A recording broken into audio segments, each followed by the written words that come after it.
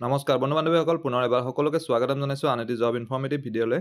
আজি আপোনালোকৰ বাবে লৈ আহিছোঁ আন এটি জবৰ ইনফৰমেশ্যন। আৰু আজিৰ এই এডভাৰ্টাইজমেণ্টটো আহিছে ফিচাৰী ডিপাৰ্টমেণ্টৰ পৰা, য'ত টোটেল 65টা পদৰ বাবে তেওঁলোকে আবেদন বিচাৰিছে। গতিকে কি পদ আছে, কোৱালিফিকেশ্যনটো কি বিচাৰিছে, দৰমহা কিমান দিব, কেনেকৈ এপ্লাই কৰিব লাগিব, বয়সৰ সীমা কিমান, গোটেইখিনি কথা ভিডিঅ'টিত গম পাব। ইনফৰ্মেটিভ যেন পালে ভিডিঅ'টি লাইক আৰু শ্বেয়াৰ কৰিবলৈ নাপাহৰিব। যদি চেনেলটো এতিয়ালৈকে ছাবস্ক্ৰাইব কৰা নাই তেনেহ'লে আজিয়ে কৰি ল'ব।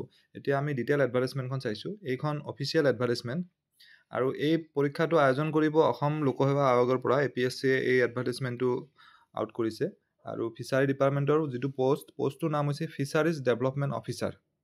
আৰু টোটেল নাম্বাৰ অফ পোষ্ট আছে 65টা। ইয়াতে ব্ৰেকআপ ভেকেঞ্চিটো দি দিছে এজ পাৰ ৰিজাৰ্ভেশ্যন। দৰমহাৰ স্কেলটো 30,000ৰ পৰা আৰম্ভ হৈ 1,10,000লৈ থাকিব। আৰু গ্ৰেড পে থাকিব 12,700 টকা, যিটো পে বেণ্ড 4ৰ পোষ্ট হয়।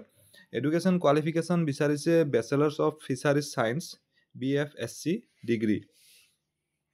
বয়সৰ সীমা 21 ইয়াৰ্ছ হ'ব লাগিব minimum, maximum 38 years for general category. আৰু আদাৰ কেটেগৰীৰ সকলে ৰিলেক্সেশ্যন পাব এজ পাৰ গভৰ্ণমেণ্ট নৰ্মছ।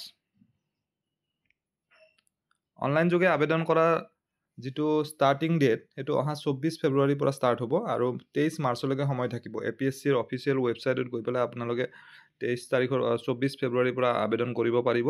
আৰু আবেদন কৰিবৰ বাবে যিটো এপ্লিকেশ্যন ফি লাগিব, জেনেৰেলৰ বাবে 297 ৰুপিজ লাগিব, OBCৰ বাবে 197, আৰু SC ST তথা PWBDৰ কেণ্ডিডেটৰ বাবে 47 ৰুপিজ পে' কৰিব লাগিব। গতিকে আশা কৰিছোঁ এই ভিডিঅ'টিৰ জৰিয়তে আপোনালোকৰ মাজত এজন হ'লেও কেণ্ডিডেট উপকৃত হ'ব। পুনৰ এটা নতুন ভিডিঅ'ত লগ পাম। ধন্যবাদ।